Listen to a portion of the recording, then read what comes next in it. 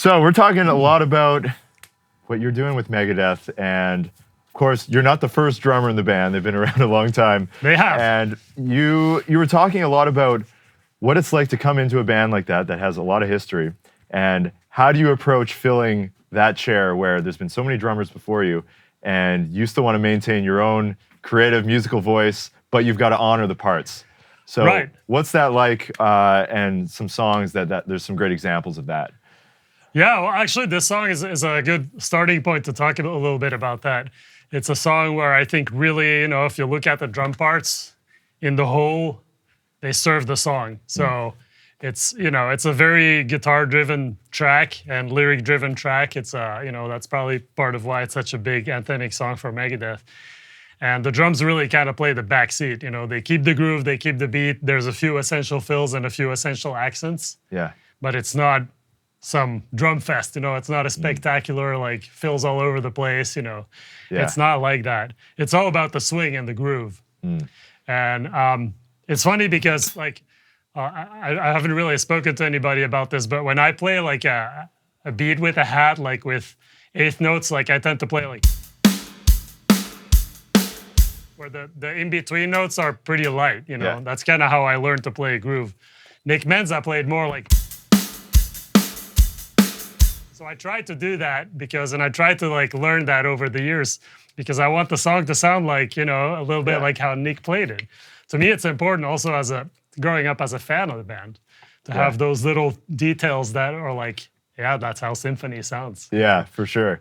And are those things that the other members in the band, like, would they ever notice the subtleties like that, or more of just the general, like, this sounds right or something sounds off? No, they're all very educated musicians, and also Dave really knows his stuff like to a T, Yeah. So he'll recognize all that stuff. He was super cool with it in the beginning when I first started playing with the band because I didn't have that much time to prepare. So he was like, yeah, some of those details, I know you'll pick them up over time. And Yeah. But he did mention at one point, like he said something along the lines of, yeah, how everybody plays the hi-hat, that's kind of a personal thing, so I don't want to push you too much on that. But it kind of set me thinking and listening and being like, I can sound a bit more like those guys, without completely being like not me, you know what I mean? Because I'm always open to learning new things too.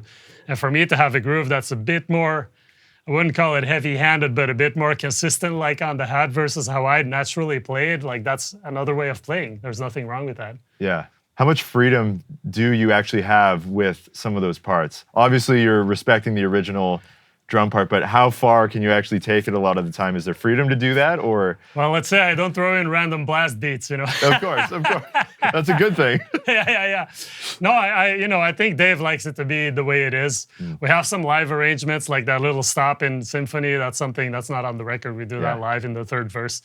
But no, in general, he likes it when it's close to how it was envisioned because he puts a lot of thought and effort and the whole band together for every little detail, So for example, like some of these beats, like they're there for a reason. Yeah. It's not different for a reason. So now's not the time to go, well, I play it like this, That's kind of how he sees it. And I absolutely agree with him, actually. I love improvisation and I love improvisational music, jazz. I listen to a lot of jazz. We were talking about that.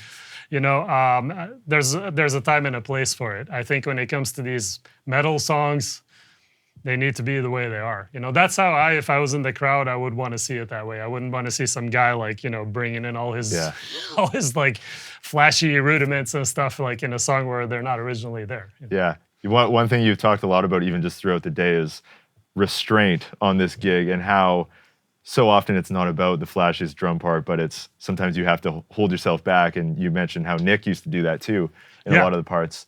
Yeah, Nick, if you look at Gar Samuelson, the first drummer in the band, he was very technical, a lot of chops, lots of really, kind of almost an improvisational approach. Like the running gag back in the day, I guess, was that he never played anything the same twice, But then eventually, like, Dave wanted to rein things in a little bit more and be less, like, probably surprised by, like, what was this crazy, 16-bar fill he just threw in.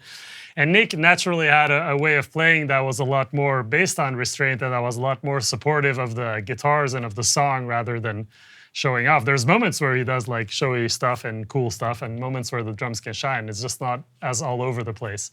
Yeah. And so I think for me, that was a learning thing because in my previous gig with Soilwork, I was very busy drumming like 90% of the time. I was like always hitting everything all at once. That's pretty much you know, I know that's Yeah. what I wanted to do, I guess, and I still enjoy playing like that too. But Megadeth's not the band for that. Megadeth's a band where it's about the song, you know, Yeah. and like I said, there are still moments like the next song we're gonna play later is a bit more. That's a song I recorded, and Yeah. that has some elements of stuff I would do in Soilwork. So I'll, Yeah. I'll talk about that. I was going to ask, like, you coming from Soilwork to Megadeth, very different bands altogether.